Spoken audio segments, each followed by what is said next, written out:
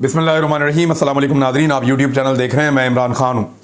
एक ऑडियो आज भी आई है और वो इमरान खान साहब की है, जिसमें इमरान खान साहब बात कर रहे हैं आज़म खान के साथ, जो उनके प्रिंसिपल सेक्रेटरी थे। और उस ऑडियो को ऐसे पेश किया जा रहा है कि जैसे बहुत बड़ा पोल खुल गया है। ये सिर्फ एक ऑडियो है। इस ऑडियो को अगर आप गौर से सुने तो तीन बातें इमरान खान साहब की बिल्कुल सच साबित हो जाती हैं। यानी पीएमएलएन को या पीडीएम को या उन ताकतवर लोगों को जिनको हैकर वाली ऑडियो से खतरा है। मैं हैकर वाली ऑडियो क्यों कह रहा हूं, याद रखिएगा, ये ऑडियो या ये रिकॉर्डिंग वो वाली नहीं है जो हैकर के पास है, और इस ऑडियो का ताल्लुक भी हैकर के साथ नहीं है। हैकर के पास जो ऑडियोज हैं वो अलग है, जो जुम्मे को उसके बकौल वो रिलीज करेगा सारी की सारी। लेकिन ये ऑडियो किसी और के पास थी, और इस ऑडियो को रिलीज करने का मकसद ये था कि इसको रिलीज किया जाए और ये साबित करने की कोशिश की जाए कि ऑडियोज तो इमरान खान की भी हैं, तो इस हमाम में सारे नंगे हैं। ऐसा नहीं है। जरा इस ऑडियो में और दूसरी ऑडियो में फर्क आप देखें। पहले आप इस ऑडियो का कंटेंट सुन लें। एलिगेशन ये लगाया जा रहा है कि इमरान खान ने साजिश के तहत एक साइफर को या अमरीकी साजिश का एक बयानिया घड़ा है, और जो वो बयानिया घड़ा है उसकी ये ऑडियो हमने लीक कर दी है। ज़रा पहले आप सुन लें कि वो ऑडियो थी क्या। इमरान खान साहब की जो ऑडियो लीक हुई, उसमें ऑडियो का जो मुकम्मल ट्रांसक्रिप्ट है वो आप सुन लें। उसमें इमरान खान साहब ने कहा कि अच्छा, हमने सिर्फ खेलना है, नाम नहीं लेना अमेरिका, बस सिर्फ खेलना है। इसके ऊपर की ये डेट पहले से थी। आपको याद है जब अमेरिका का इमरान खान साहब शुरू में नाम नहीं लेते थे। जब इमरान खान साहब वज़ीर आज़म पाकिस्तान थे तो उस वक्त इमरान खान साहब ने जब पहला जलसे के अंदर एक पेपर लहराया था तो तब भी उन्होंने अमेरिका कहने से गुरेज किया था, और जब तक वो वज़ीर आज़म पाकिस्तान रहे हैं तब तक वो अमेरिका कहने से गुरेज करते रहे हैं। वो तो बाद में जब रजीम चेंज हो गया तो फिर इमरान खान साहब ने कहा जी अमेरिका था इसके पीछे, और अमेरिका के गुलामों ने ये सारा कुछ किया, और डोनाल्ड लू का नाम और ये सारा कुछ बाद में आया था। पहले इमरान खान साहब खुद कहते थे कि नाम नहीं लेना, खेलना है। आपको याद है इमरान खान साहब जब भी बात करते हैं वो क्रिकेट की लैंग्वेज में करते हैं। मैं 3 विकेटें गिरा दूंगा, एक बॉल में ये कर दूंगा, बॉल बाहर फेंक दूंगा, फेंटी लगा। ये अल्फाज इमरान खान साहब के हैं। वो नॉर्मल बातों में भी इस्तेमाल करते हैं कि इसके ऊपर हमने बात करनी है, लेकिन हमने अमेरिका का नाम नहीं लेना, बस सिर्फ खेलना है इसके ऊपर। ये डेट पहले से थी। आजम खान क्या कह रहे हैं जरा सुने। सर, मैं ये सोच रहा था कि ये जो साइफर है ना, मेरा ख्याल है एक मीटिंग कर लेते हैं इसके ऊपर। देखें, अगर आपको याद है तो आखिर में एम्बेसडर ने लिखा हुआ था कि डिमार्च करें। डिमार्च का मतलब क्या है कि आप एक एहतजाजी मुरासला आप भेजें अमेरिका को, और उनको आप कहें कि ये क्या बदतमीजी है, ये कौन सी ज़बान है जो आपने इस्तेमाल की है, और अमेरिका से इसकी जवाब तलबी करें। उसको ये कहें कि ये ना तो डिप्लोमेटिक लैंग्वेज है और ये थ्रेट इसको हम समझते हैं। तो उन्होंने कहा कि इसके ऊपर हमें एक मीटिंग करनी चाहिए, क्योंकि इसके आखिर में लिखा हुआ है कि डिमार्च करें। अगर डिमार्च नहीं भी देना, अगर आपने डिमार्च नहीं भी देना, अगर एहतजाज नहीं भी करना, तो क्योंकि रात मैंने बहुत सोचा है इसके ऊपर। आपने कहा कि उन्होंने उठाया, लेकिन फिर मैंने सोचा कि इसको कवर कैसे करना है। एक मीटिंग करें शाह महमूद कुरैशी और फॉरेन सेक्रेटरी की। अब ये मशवरा दे रहे हैं कि शाह महमूद कुरैशी को भी बुला लें और फॉरेन सेक्रेटरी को भी बुला लें, एक मीटिंग आप कर दें, क्योंकि ये मामला दब जाएगा। अगर डिमार्च आप नहीं करते, अमेरिका को इसका जवाब नहीं देते, तो ये मामला हमेशा के लिए दब जाएगा। ये एक ऑफिशियल मैटर के तौर पर नहीं रहेगा, ये गायब हो जाएगा सब। शाह महमूद कुरैशी ये करेंगे कि वो लेटर पढ़कर सुनाएंगे, क्योंकि शाह महमूद कुरैशी वज़ीर ख़ारजा है। उनके पास ये इख्तियार मौजूद है कि वो इस लेटर को पढ़ सकते हैं या साइफर को पढ़ सकते हैं, इसलिए वो इस साइफर को पढ़कर सुनाएंगे। तो जो भी पढ़कर सुनाएंगे ना, तो इसको कॉपी में बदल देंगे। यानी जो वो पढ़ के सुनाएंगे मैं उसको कॉपी कर लूँगा।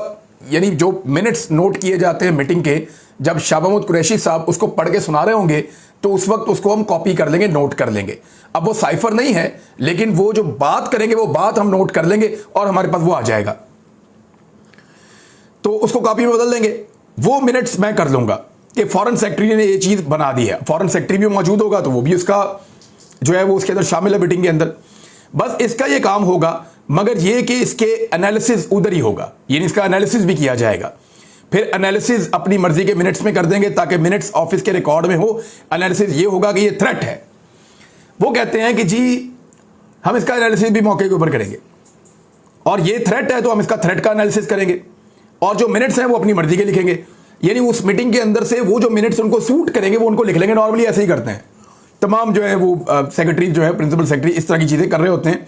मिनट्स तो सारे नोट होते हैं, लेकिन वो उसको जो मीटिंग का जिस रुख में मीटिंग जारी होती है उस रुख में उस मिनट्स को नोट किया जाता है। बस इसका ये काम होगा, मगर ये कि इसका एनालिसिस उधर ही होगा। और ये थ्रेट है, फिर उन्होंने ये कहा कि डिप्लोमेटिक लैंग्वेज में इसे थ्रेट कहते हैं। देखें मिनट्स तो फिर मेरे हाथ में है ना, वो अपनी मर्जी से मिनट्स ड्राफ्ट कर लेंगे। फिर इमरान खान ने कहा तो फिर किस किस को बुलाएं इसमें? शाह महमूद, आप यानी आजम खान, मैं और सेक्रेटरी खारजा सुहेल महमूद। आजम खान बस इन लोगों को बुला लें। इमरान खान ने कहा ठीक है, कल ही करते हैं मीटिंग आजम खान, ताकि वो चीज़ें रिकॉर्ड पर आ जाएं। अब याद रखें कि वो क्या कह रहे हैं कि ये जो चीज़ें हैं जो हो रहा है पाकिस्तान के साथ वो रिकॉर्ड पर आ जाएं। आप ये देखें कि वो कॉन्सुलेट फॉर स्टेट हैं, वो पढ़कर सुनाएगा तो मैं कॉपी कर लूँगा आराम से, तो ऑन रिकॉर्ड आ जाएगी कि ये चीज़ हुई है। मकसद इस मीटिंग का ये था कि जो साइफर आया हुआ है वो इमरान खान साहब को दिखाने से बचाया जा रहा था, इमरान खान साहब से उसको छुपाया जा रहा था। इमरान खान साहब को इसकी इंफॉर्मेशन, एक चीज़ तो कंफर्म हुई, जो इमरान खान साहब ने कहा था कि मुझसे ये छुपाने की कोशिश की गई, और यही बात शहबाज गिल ने की थी कि इमरान खान से साइफर को छुपाने की कोशिश की गई और बाद में उनको पता चला। तो इमरान खान साहब से साइफर छुपाया जा रहा था, एक तो ये कंफर्म हो गया। वो कौन था जो इमरान खान से इस साइफर को छुपा रहा था? दोबारा से वही सवाल आकर शुरू हो जाता है। दूसरा, रजीम चेंज की हकीकत सामने आ रही है कि एक वजीर आजम से एक चीज़ को छुपाया जा रहा है। आगे मैं बताता हूं कि वो कैसे। तो इस पे आजम खान उनको ये मशवरा दे रहे हैं कि हम एक मीटिंग कर लेते हैं जिसमें हम फॉरेन सेक्रेटरी को बुला लेते हैं, शाह महमूद को बुला लेते हैं, मैं आ जाता हूं, आप बैठ जाएं। उस मीटिंग के मिनट्स में जब इस लेटर को पढ़ के सुनाया जाएगा तो फिर इसको एक थ्रेट करार दिया जाएगा और पता चल जाएगा ये रिकॉर्ड पे आ गया है। अब उससे कोई भाग नहीं सकेगा, क्योंकि वजीर आजम ऑफिस में एक ऑफिशियल मीटिंग हो चुकी होगी जिसमें ब्यूरोक्रेट शामिल होंगे। उसके बाद उन्होंने कहा कि तो ऑन रिकॉर्ड आ जाएगा कि ये चीज़ हुई है। इमरान खान ने कहा ठीक है, आजम खान आप फॉरेन सेक्रेटरी को बुलाएं ताकि पॉलिटिकल ना रहे और ब्यूरोक्रेटिक रिकॉर्ड पर चला जाए। ये बड़ा अच्छा मशवरा था। और लोग भी इमरान खान साहब को ये मशवरा दे रहे थे, जो आपकी कैबिनेट की मीटिंग है या बाकी लोगों को आप बुलाएं, जो लोग इसको देखने का वो रखते हैं, जिनके पास ये इख्तियार है, उनको बुलाएं और बुलाकर उनको साइफर दिखाएं और उनको इसकी तफसीलात बताएं, ताकि ये चीज़ ऑन रिकॉर्ड रहे। बाद में इसको कौमी सलामती कमेटी की मीटिंग में भी रखा गया था, जो कुछ लोग चाहते थे कि ना हो। इमरान खान ने कहा नहीं, तो उसी ने तो लिखा है एम्बेसडर ने। तो इस पे आजम खान ने कहा हमारे पास कॉपी तो नहीं है ना, ये किस तरह उन्होंने निकाल दिया ये बात। उन्होंने कहा फॉरेन सेक्रेटरी को बुलाएं। तो इमरान खान साहब ने कहा कि उन्होंने तो लिखा है, यानी उनका एम्बेसडर है जिन्होंने लिखा है, बंदा तो उनका अपना फॉरेन ऑफिस का बंदा था। तो फिर आजम खान ने कहा हमारे पास तो कॉपी नहीं है ना, ये किस तरह उन्होंने निकाल दिया। इमरान खान ने कहा ये यहां से उठी है, यानी इमरान खान साहब के ऑफिस में भी जो कॉपी आनी थी वो यहां से निकाल दी गई थी, उसने उठाई है। अब ये वो कौन है, ये तो वो कौन था जिसने उठाई है, लेकिन एनी हाउ है तो ये साजिश ना। अब ये जनाब इमरान खान साहब ने कहा था, वो उस वक्त भी कह रहे थे ये साजिश है, और वो इसको साबित करना चाह रहे थे। लोग उनसे छुपाना चाह रहे थे, वो इसको सामने लाना चाह रहे थे, वो इसको एक ब्यूरोक्रेटिक मीटिंग के अंदर लाना चाह रहे थे। अब एक चीज है जिसके ऊपर रख के सबने खेलने की कोशिश की है। आखिरी जुमले को सुने तो इमरान खान कह रहे हैं कि एनी हाउ है तो ये साजिश, जबकि जो ट्रांसक्रिप्ट में लिखा है नून लीग वालों ने या मीडिया के लोगों को इस्तेमाल किया गया है, वो इसको साजिश बना देते हैं, ये कह रहे हैं। इमरान खान ने कहा एनी हाउ है तो ये साजिश, वो ये बनाना चाहते हैं एनी हाउ इसको साजिश बना देते हैं। तो जो लोग इमरान खान को जानते हैं उनको पता है वो किस तरीके से बात करते हैं, उनको जिस बात पे बिलीव होता है वो वही बात करते हैं, इधर उधर वो भटकते नहीं है। तो बड़ा क्लियर है कि इमरान खान साहब पहले दिन से, और मैंने 10 तारीख को ये बता दिया था 10 मार्च को, कि इमरान खान को इस बात का पता चल गया है और एक बैरूनी साजिश उनके खिलाफ हो रही है। और इमरान खान साहब ने उस वक्त भी मुझे कहा था कि मैं डिमार्च करूंगा। ये 10 मार्च की बात है। मैं आपको गारंटी करता हूं कि मैं 10 मार्च को इमरान खान से मिला था। उसके बाद मेरी कुछ बड़े अहम लोगों से मुलाकात भी हुई थी, और मैंने उनको भी ये बताया था कि इमरान खान साहब ने बड़ा साफ कहा है कि मैं इसको डिमार्च करूंगा, अमेरिका के साथ हम एहतजाज करेंगे, मैं इसको ऐसे नहीं छोड़ूंगा। हालांकि इमरान खान साहब से ये चीज़ छुपाने की उन दिनों में कोशिश की गई थी। जिन लोगों से मैं उस दिन मिला था, 4-5 लोगों को, आज भी वो गवाह है कि मैंने उन सबको ये चीज़ बता दी थी। अब एक लाइन को खराब करके कोशिश की गई है कि इमरान खान को यह साबित किया जाए कि वो कह रहे हैं इसको साजिश बना देते हैं। चलें, अगर इमरान खान ने इसको साजिश बनाने की कोशिश की अव्वल तो ऐसा कुछ हुआ ही नहीं, तो तहकीकात करा लें। देखें ना, एक तो शहबाज शरीफ और मरियम नवाज की ऑडियोज आ रही हैं, डार को कैसे लाना है, जज को कैसे हैंडल करना है, फौज को कैसे हैंडल करना है, किसको किस तरीके से काबू करना है, इलेक्शन कमीशन ऑफ पाकिस्तान को कैसे काबू करना है, कितने बंदों के इस्तीफे करवाने हैं, किस इदारे को कैसे हैंडल करना है। ये सारी दो नंबरियां निकल रही हैं ना, अभी और भी निकलेगी। इनकी भी तहकीकात करवा लें और साइफर की भी तहकीकात करवा लें। साइफर की तहकीकात से सब भागते हैं। अगर तो साइफर एक हकीकत नहीं है, अगर तो साइफर का कोई वजूद नहीं है, अगर पाकिस्तान को थ्रेट नहीं किया गया, अगर पाकिस्तान में रिजीम चेंज ऑपरेशन नहीं हुआ, तो इमरान खान साहब के कहने के बकौल आप इसकी तफ्तीश करवा लें, इसकी तहकीकात करवा लें। शहबाज शरीफ ने बड़ी भोंडी बात की कि क्योंकि रूस के सदर ने मेरी तरफ मुस्कुरा कर देखा लिहाजा साइफर झूठा है। ये क्या बात थी? यानी अब रूस का सदर आपको रो रो के देखे या डंडा हाथ में पकड़ के आपको मिलने के लिए आए तो आपको लगेगा साइफर ठीक है। और भाई दुनिया भर के मुल्कों में ऐसे ही होता है, जब हुक्मरान एक दूसरे से मिलते हैं, दो मुल्कों की जंग चल रही होती है आपस में, और जब वो मिलते हैं तो अपने चेहरे पर मुस्कुराहट और एतमाद लेकर आते हैं। ऐसा ही होता है। आप निकाल कर देख लें, जो इराक था एक दौर में दर्जनों मुल्कों के साथ अकेला लड़ रहा था, और इराक का वजीर खारजा उस वक्त जब एक मीटिंग से निकला तो वो मुस्कुराता हुआ निकल रहा था। तो बॉडी लैंग्वेज तो हुक्मरानों ने ऐसी रखनी होती है, इससे साबित नहीं होता कि पीछे बैकग्राउंड में क्या चल रहा है।